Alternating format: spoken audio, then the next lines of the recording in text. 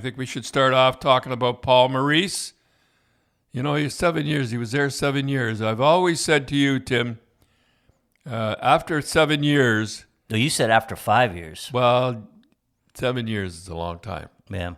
Yeah. You think after 5 years, what happens is they don't. It's not that they get the players get used to your stories or anything like that. It's the same voice over and over and over again. Paul Maurice is a good coach. I'm sure he'll be back. He's taking a little vacation. Yeah, he stepped down on his own terms. Now, do you think now, you look at Vancouver with Bruce Boudreau, what is he, 4-0 now? Yeah. And, do you think... And they sing a song. They sing, what song they sing? Oops, There It Is. And they say, Bruce, There It Is. But it's an old song in the 80s or the 90s. But do you think, you see Vancouver struggling, not doing very well. They make the change. Bruce comes in. They go 4-0. Do you think other general managers go, Again, we make a change. We get a new voice in there. But Bruce Boudreau is a little different. He's a player's coach, and I think a lot of guys go in there with something like that. They really turn it on to the players. But Bruce Boudreau, he's a pretty sharp guy. Everywhere he's been, he's won. Yeah. I think he got in trouble in Washington. I know people are going to laugh. Was they did that behind the scenes. Remember the Washington? Yes, and he used the F-bomb. And remember, he went and he started swearing, and people thought, and that's just normal hockey talk. That's nothing. But I think he laid it on a little thick just for the... And I think that kind of ruined him in there. A lot of people... Because he doesn't look like that kind of a guy. No, but that's I always wonder when you see Boudreau, he goes in there, and then you wonder the other GMs, the coaches are having it or not doing too many Boudreaus around though. No. So did you like? I wouldn't say you would say the players didn't like Travis Green in Vancouver, but I don't know. But did you ever play for a coach outside of Eddie Shore that you didn't really? Oh, you played. You better played for Eddie Shore. Let me think now. I don't. Oh, there's a lot of coaches I didn't like, but the one coach was in Kitchener I really liked.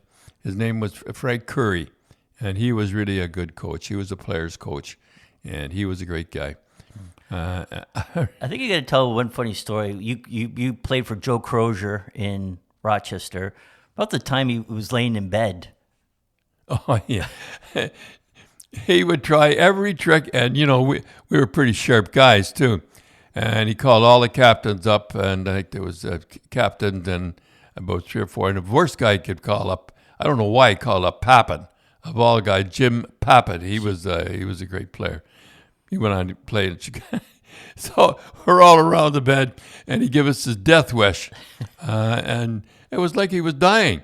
I know I can't be there. And I just told you guys, you have to win for me, and the guys are laughing and joking behind his back and everything. But Joe would try anything at all to win. And I remember the funniest thing of all that I remember. We used to have plastic garbage cans coming in, and we lost the game in the playoffs or something. And he came in and he kicked that garbage can, and the trainer had put steel ones in. He broke a toe. Oh, were we happy? And then he wore I never forgot. He wore a plaid slipper. He had that because his toe was broken. He couldn't wear a shoe, and we went on a winning streak. And for the whole winter, the whole time, all the rest of the winter and the rest of the ring, because we were winning. He wouldn't change. He wouldn't change. He kept behind the bench would be all wet and everything. Oh, too. It didn't matter to him. I mean, he was an Irish guy, and he stuck to it. Yeah. He was a good coach, boy. I mean, we won. Of course, we won three championships in a row. I think it was, and what happened was that we, unbeknownst to us, that Punch Imlach and him owned the club. And that's why he kept feeding us good players. Yeah, we were so Toronto, good. Yeah, Toronto kept sending the guys down. You were saying. Yeah, and what did he like? The guys, all of a sudden, if we get in trouble, we get 2 guys from New York. We get two guys from Toronto. I mean, it was unbelievable. Yeah, didn't you say one time the 1 year your whole power play went up and played in the NHL? The whole power play, or I think 3/4 of the power play went up and played in the National Hockey League and won the Stanley Cup. I mean, we would play exhibition games, and no NHL team would play us. Yeah. So then you guys were winning, you were selling out, and then they sold it to Vancouver. And they thought they'd do the same thing in Vancouver, which they did. Yeah. I remember we played, we talk now, I remember we played the Boston Bruins. And I don't know, I must have cross-checked the guy in a corner.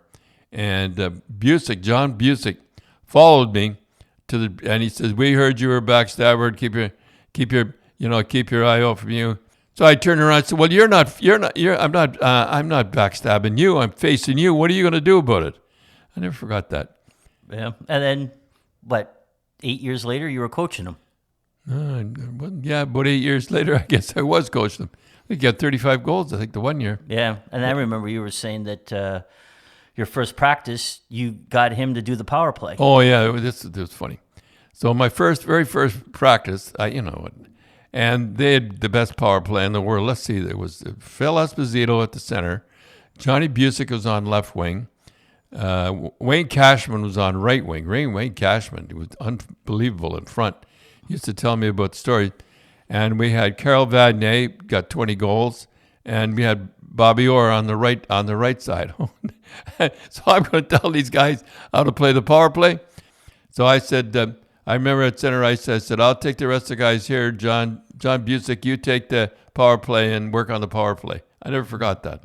It's funny, though, getting back to Paul Maurice, I don't think I've ever heard a coach stepping down halfway through the season. No, I can't. I'm trying to remember. I just think he looked frustrated, right? I think he just had it. I mean, I think he just had it, and he didn't look. He looked like and when I saw the press conference, he didn't look bad. He's a good guy. He'll have a job.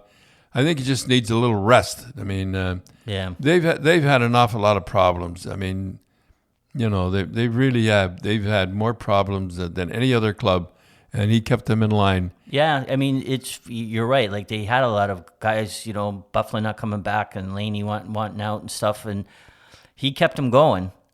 Well, we want to wish Dave Lowry. He played the National Hockey League, and he knows you're not going to fool this guy. And a good guy's taken over. We wish Dave the best of luck.